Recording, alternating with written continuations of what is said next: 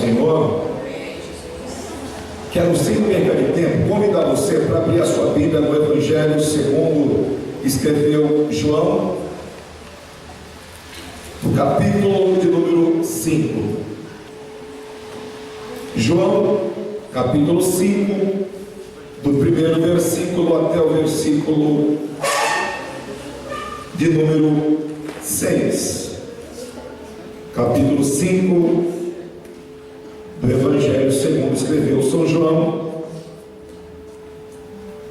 do versículo 1 até o versículo 6. Amém? Amém. Diz assim a palavra de Deus. Algum tempo mais tarde, Jesus subiu a Jerusalém para assistir a uma festa dos judeus. Ora, existe em Jerusalém, próximo à porta das ovelhas, um tanque chamado em hebraico Betesda, o qual tem 5 pavilhões. Nestes jazia grande multidão de enfermos, cegos, coxos e paralíticos, esperando o movimento das águas. Um anjo descia em certo tempo e agitava a água. O primeiro que entrasse no tanque, depois do movimento da água, sarava de qualquer doença que tivesse. Estava ali um homem inválido, havia 38 anos. Jesus, vendo-o deitado e sabendo que estava neste estado havia muito tempo, disse-lhe: queres ser curado? E aí no versículo 7, respondeu-lhe o enfermo: Senhor, não tem ninguém que me ponha no tanque quando a água é agitada. Enquanto estou tentando entrar, desce outro antes de mim. E Jesus conclui dizendo: levanta-te, toma a tua esteira e anda.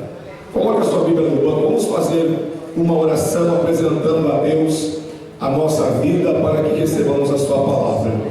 Senhor Deus e Pai, te louvamos e te agradecemos por mais uma oportunidade que nos é dada. Ó Deus querido, nós cremos na tua onipresença, onisciência, e cremos que o Senhor está operando milagres em todos os lugares aonde a tua palavra tem alcançado. Ó Deus, nós já tomamos posse da nossa bênção, da nossa vitória nesta noite pelo poder da tua palavra, em nome de Jesus. Amém. Podemos assentar? Eu quero pedir desculpa aos irmãos, né? Hoje é quarta-feira para nós, irmãos, como nós dissemos, é um dia, ele é muito preenchido, né? E aí você pega essa virada de tempo e a voz acaba, você acaba perdendo um pouco, né? Então eu peço aos irmãos a compreensão, estou um pouco rouco, mas nós vamos receber a bênção de Deus nessa noite. Meus irmãos, é tão conhecido o trecho dessa passagem, né, do tanque de Betesda, e eu quero começar dizendo o significado da palavra Betesda. Para a maioria dos estudiosos, chama-se Casa da Misericórdia.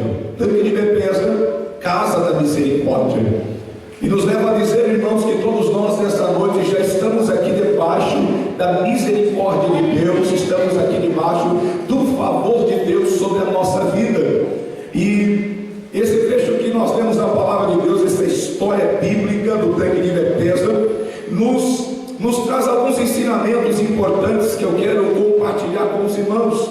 Nós temos aqui mais um dia desta campanha, provocando um milagre. A palavra provocar é interessante a gente frisar isso. Provocar é o mesmo que incitar, né? Quando eu estou lhe provocando, eu estou fazendo algo que está trazendo você a mim. Quando eu estou provocando, eu estou tomando atitudes, tendo comportamentos que vão trazer a sua atenção para mim. No caso, na campanha hoje, irmãos, a nossa atitude, o nosso comportamento, ele atrai a visão de Deus, o propósito de Deus para a nossa vida. É por isso que o tema diz: provocando o milagre. As nossas atitudes, o nosso comportamento, tudo aquilo que nós estamos fazendo e vamos fazer é com o intuito de trazer a atenção de Deus para nós, os olhares de Deus para nós, ou seja, provocar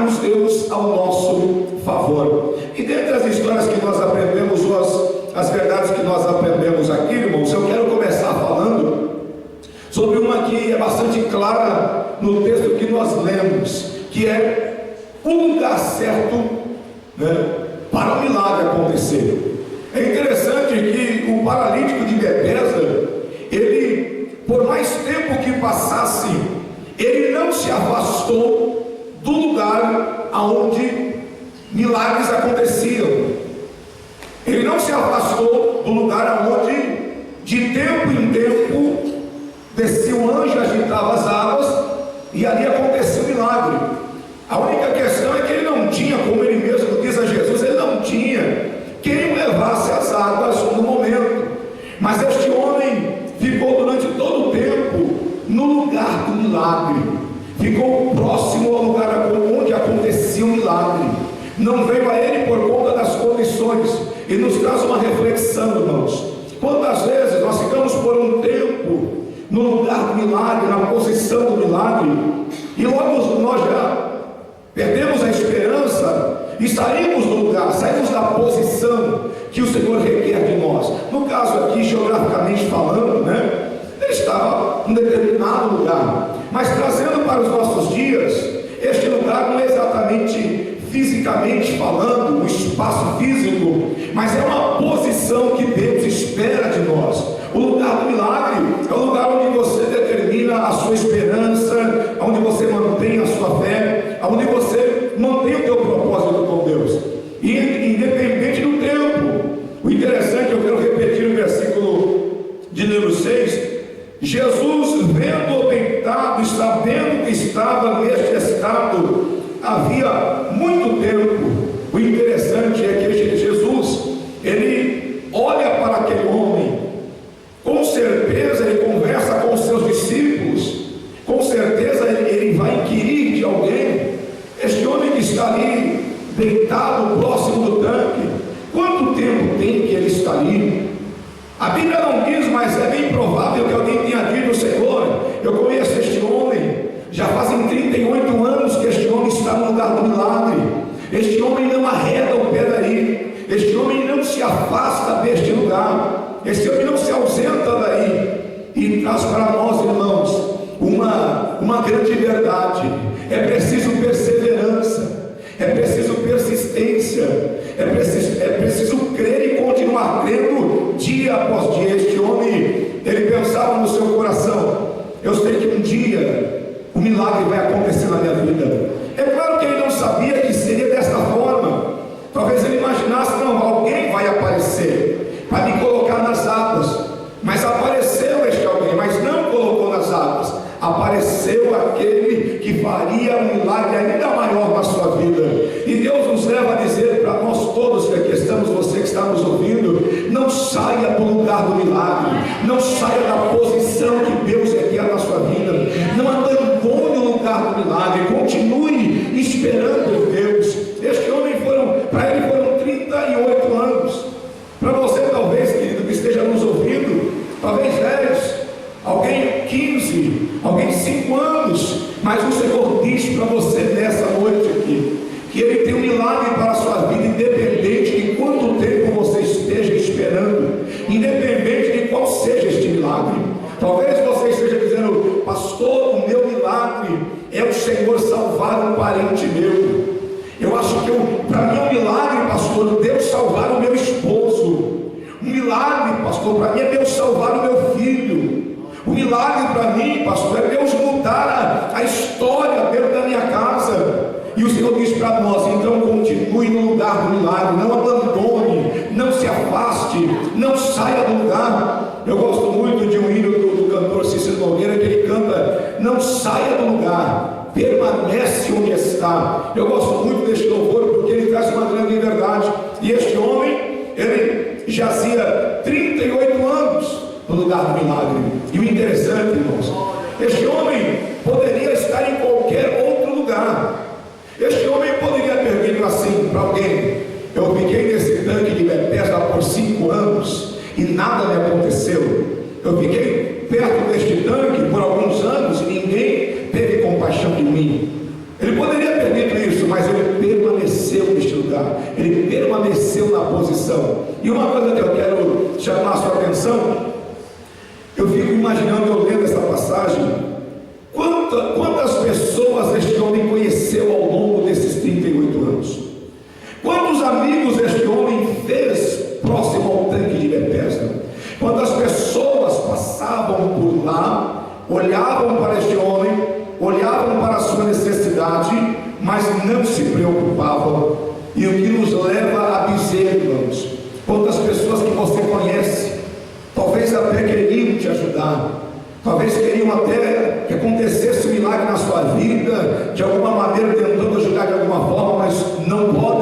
porque não é a pessoa certa. Então nos leva a refletir sobre isso. Além deste homem estar no lugar certo, este homem um dia encontrou a pessoa certa. Então Deus está nos dizendo nessa noite: a pessoa certa para o seu milagre chama-se Jesus Cristo, chama-se Jesus de Nazaré.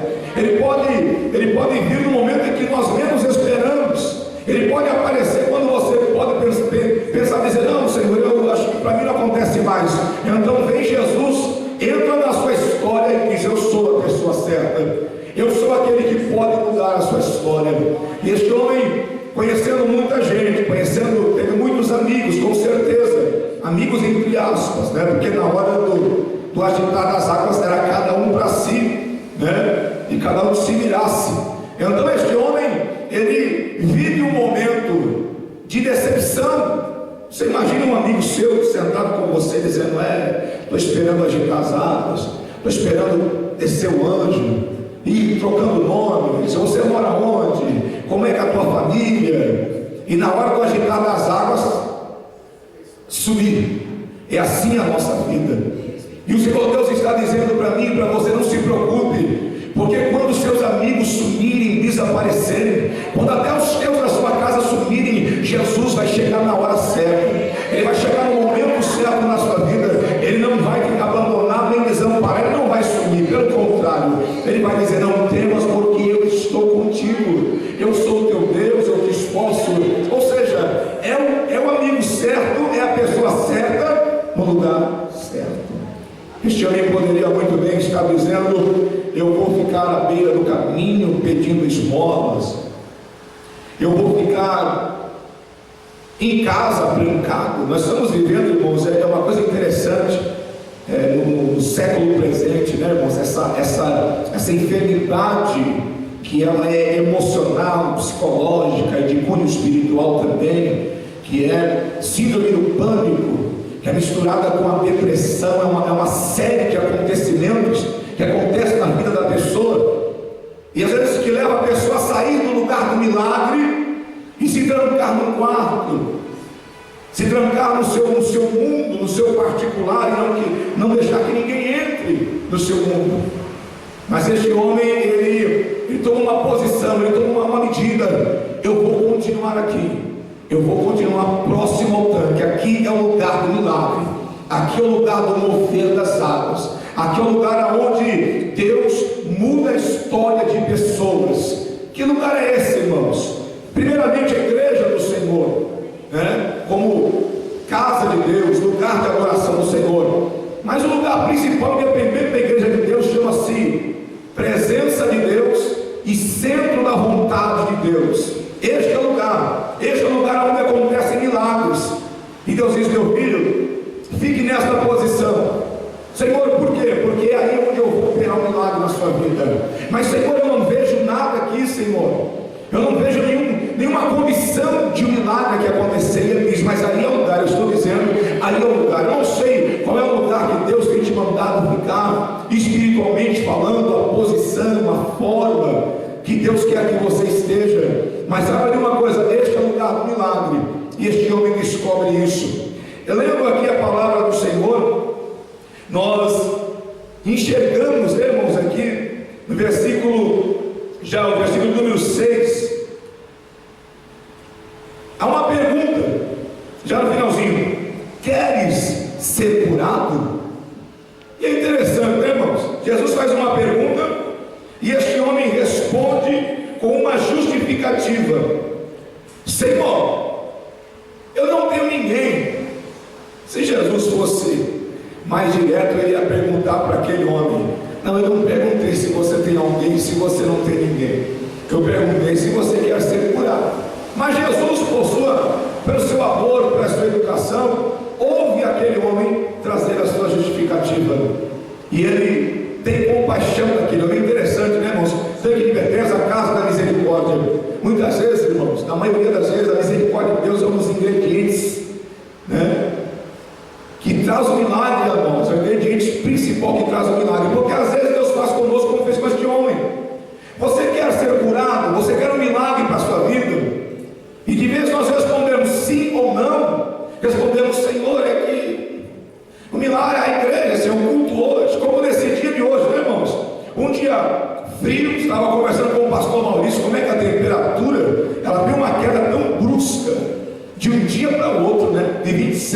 para 13, né? É uma queda de ontem para hoje. E alguém disse, né? Hoje mesmo nós percebemos isso hoje lá na igreja de Campo Amaro, no culto à tarde. Você já percebe logo, né? Eu às vezes eu brinco com a pastora Desina. Hoje, pastor, pode pegar as cadeiras lá embaixo, porque hoje é público recorde. Por quê? Porque o tempo esfriou, mas aí o Senhor Jesus pergunta para nós: você quer ser curado? Você quer um milagre para a sua vida? E nós respondemos: Senhor, mas o tempo esfriou, o Senhor me conhece. Eu costumo sempre dizer que quando eu estou pregando, irmãos, uma das maiores mentiras que Satanás conta para o cristão, o crente, e o crente, né, engole aquilo, é aquela assim: Deus não quer sacrifício, você vai sair um frio desse, você vai pegar um resfriado. É a maior mentira que o diabo conta para o cristão, e o cristão abraça de uma maneira assim: não precisa, olha só a viagem que está, você vai sair nesse frio. Deus sabe, tem culto outro dia tem culto, sábado vai ter culto, domingo também, para quem hoje? E aí então nós aprendemos: existe lugar do milagre, existe um propósito para o milagre, existe você continuar ali. A Bíblia não relata, mas são 38 anos, não diz que ele ficava de 2 em 2 e ia descansar um ano, 2 anos ele ficava e um ano ele ia descansar, não, foram 38 anos. É como nessa noite fria, você não sabe o que está preparado para nós aqui. E uma coisa importante que eu quero dizer para os irmãos: muitas vezes, irmãos, o milagre acontece na sua vida sem que você perceba, não há nenhum sinal, e naquele dia está acontecendo um milagre. Eu estava ali sentado conversando com o pastor Maurício, e o Senhor falou isso ao meu coração, porque essa pessoa imagina assim: vai acontecer um milagre comigo hoje, vai dar um estralo, vai acontecer alguma coisa para fazer, e eu vou dizer: hoje aconteceu um milagre. Mas não, irmãos, o milagre ele é sobrenatural, é invisível muitas vezes, acontece na sua vida, e você só vai perceber depois. Eu vou contar para os irmãos, antes de eu voltar aqui para a palavra, um testemunho me veio à mente agora, para acrescentar a sua fé, para você entender o que é milagre. Esse irmão, ele foi na igreja na época que eu estava em Vila Guacuri, e ele tinha um problema na perna, ele estava desviado ainda, preste bem atenção. E ele contou para mim, falou: pastor, eu estava com a minha perna com trombose, minha perna parecia uma perna de elefante, e já tinha sido marcada a cirurgia, porque eles iam amputar a minha perna. E então, eu no mundão, ele era um ex-jogador de futebol, jogava muito bem, era muito conhecido lá na região. E um irmão me chamou para ir lá numa igreja, numa vigília, e dizendo que eu seria curado, e eu fui. Ele dizendo: eu fui a essa vigília. Chegou lá, os irmãos chamou para orar lá na frente. Interessante, irmãos, que aconteceram duas coisas, além do milagre: ele foi batizado com o Espírito Santo na vigília. Ele contando, olha a experiência de uma pessoa que não tem conhecimento. Ele contando isso: irmão, me chamaram lá na frente, fez aquele ciclo, e de repente eu comecei a sentir um fogo pegando em mim, nos meus pés, no meu corpo, e eu vi todo mundo falando uma língua que eu não entendia, e eu fiquei preocupado. E quando eu fui cutucar o irmão para falar com ele o que é que está acontecendo, a minha língua enrolou também. Olha só, irmãos, olha só o que é. Isso é um testemunho de uma pessoa que tem uma experiência instantânea. E ele disse: quando eu fui, porque eu fiquei incomodado, porque estava todo mundo falando ali que eu não estava entendendo, e eu fui cutucar ele, que quando ele foi falar, e ele sentiu aquele fogo, e eu pulei e tal. Resultado: terminou a vigília, o pé dele estava do mesmo jeito. Voltou para casa, foi dormir, e ele dormia com uma, como é que chama? Como se fosse uma tipóia, amarrada na beliche.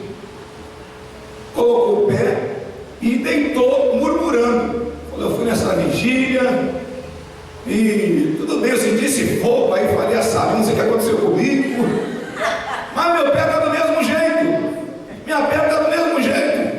E dormiu.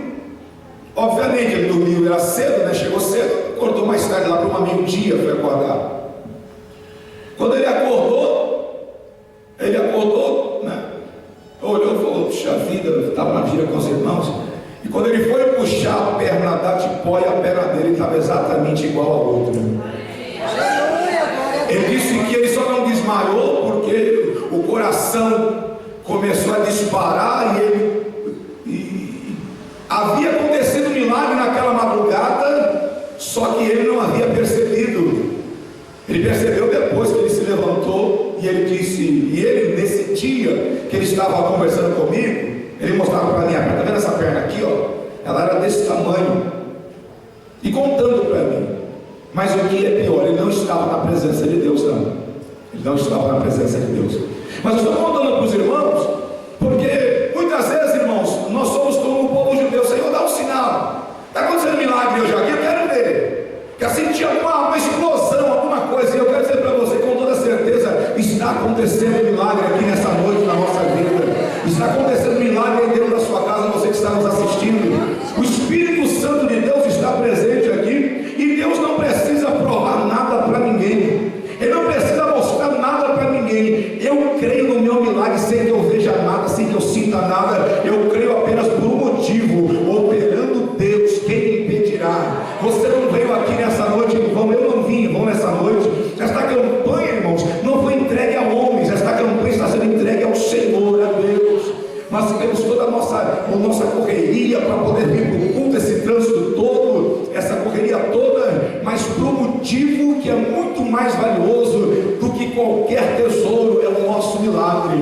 E o Senhor nessa noite, quando Ele começa a determinar milagre, Deus ele vem sendo advogado. O Deus do milagre ele vem sendo médico. O Deus do milagre é aquele que assina documentos que alguém pensa, não, isso aí está perdido, ele vai lá tirar lá da última gaveta, põe na primeira e põe o carimbo da vitória para mim e para você. Deus está dizendo para nós nessa noite: não saia do lugar do milagre, não espere pela pessoa errada. O paralítico de Betesda conheceu muita gente, teve muitos amigos, teve relacionamentos ao longo desses 38 anos, mas um dia apareceu a pessoa certa. Espera mais um pouco, a pessoa certa chama-se Jesus Cristo.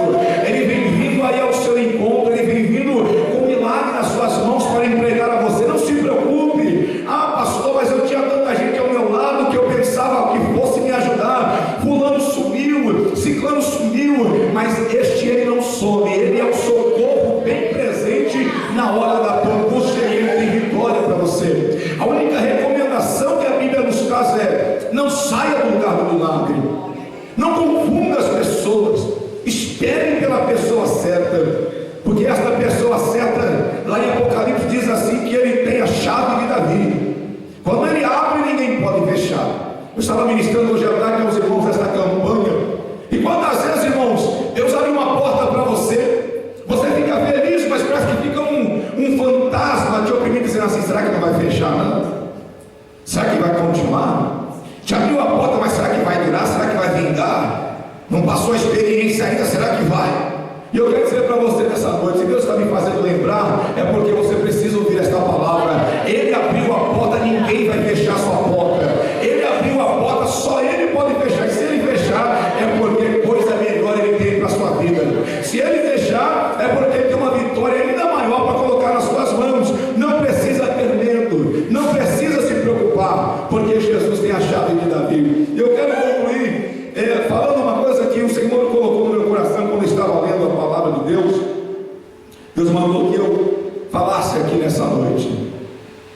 O povo de Israel, o povo judeu do Antigo Testamento, tinha um costume que você sabe muito bem, que era a mudança de nome. Quando ia para a aprovação, se tinha um nome, Noemi tinha o seu nome. Quando é aprovada, ela diz: não me chame mais de Noemi, a partir de agora eu quero que vocês me chamem de Mara, porque com grande amargura o Senhor tem me provado.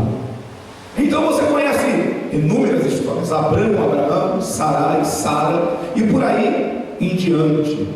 Quando eram situações que aconteciam, ora estava na bênção, ia para a prova e mudava o nome, e vice-versa. E o Senhor dizia para mim que nessa noite Deus é o Deus que muda a história e te chama pelo novo nome nessa noite. Às vezes o inimigo está querendo colocar um apelido, um nome: lá vai o fulano, lá vai aquela que nada dá certo, lá vai aquele que nada dá certo na vida dele, lá vai aquele que não revelação do Senhor, porque o Senhor dizia para mim nessa noite: eu sou Deus, que eu mudo os nomes. Lá no Antigo Testamento, o povo dizia: ó, ali é fulano de tal. Não é mais não. Mas por quê? Porque aconteceu um negócio na vida dele, não é mais este nome. Quando Jacó vai para o Val de Jaboque, a Bíblia diz que ele passa todo mundo, toda a família, diz: não, essa batalha é minha, essa luta é minha, esse negócio é comigo. E ele vai para o Val de Jaboque e entra nesta peleja. E quando ele peleja, o Senhor diz: a partir de agora tu não serás mais Jacó. E Deus muda a história, você vai chamar Israel agora. Eu não sei qual é o nome que o Senhor está pondo sobre você nessa noite, mas este nome é o nome que lá no céu vão olhar e dizer assim: o teu servo lá, Senhor, não chama mais por este nome, porque o Senhor mudou a história dele, o Senhor mudou a sua vida. O homem do tanque de Betel, irmãos, com certeza ele tinha um apelido, um nome. Talvez alguém passava: quem é aquele ali está 38 anos, vamos chamar ele de pobre coitado. Ou então alguém dizia assim: aquele homem, como é que chama? Aquele ali eu esqueci, nem a família lembra dele. Toda vez que o anjo desce para agitar as águas, ele continua ali, coitado. É o esquecido. E quando Jesus entra e muda a história deste homem, com certeza estes mesmos que o apelidaram tiveram então que se reunir para escrever um novo nome. Nós vamos ter que passar a chamar ele. Talvez essas pessoas, irmãos, que chamaram este homem de esquecido, essa pessoa, irmãos, não tinha porque alguém ia até lá para saber o nome dele. Para que é um derrotado? Para que chegar perto do paralítico e perguntar: ei, como é que você chama? Talvez alguém dizia assim: vai lá perguntar o nome dele, para que não pode, daqui a pouco morre, está 38 anos aí, é um abandonado, é um derrotado, um largado. Deixa ele para lá, quer saber o nome dele? Para quê? O que vale essa vida para a sociedade? E quando você está à espera de um milagre, você fica meio que às margens de algumas situações, você fica um pouco que distante. Mas quando Jesus chega, ele muda a história, muda nome, ele muda tudo na sua vida. E o Senhor está mandando eu entregar a você esta palavra. Deus escreve novos nomes para a nossa vida, Deus escreve novas histórias para a nossa vida. Você que vai tomar posse do milagre, já está tomando, prepare-se para ser reconhecido diferente. Prepara-se para que pessoas se chamem de uma outra forma. Porque às vezes a pessoa vai comentar sobre alguém e diz: coitado, sabe como falar assim, coitado. Mas chega um momento que Deus faz o milagre que alguém diz: ei, sabe como falando? Sei quem é. Quem? É aquele do milagre, é ele mesmo. Eu sei, eu vi meu testemunho na igreja. Aí o nome muda, a história muda, irmãos. Eu estou dizendo isso para você porque o Senhor me mandou eu falar isso nessa noite, irmãos. Não é porque está aqui no texto, porque eu preparei, é porque Deus disse: eu vou mudar a sua história. Creia nisso nessa noite. Você, querido, que nos ouve, creia nisso. Deus escreve uma nova história e põe um novo nome sobre você nessa noite. O nome de quem é vitorioso, o nome de quem perseverou e alcançou vitória, o nome de quem vai dar muito glória a Deus pela bênção recebida, e o nome de quem experimentou o milagre. Que Deus nos abençoe nessa noite, irmãos. Em nome de Jesus Cristo, eu estou convicto da minha vitória e do meu milagre. Se você está convicto, aplauda o Senhor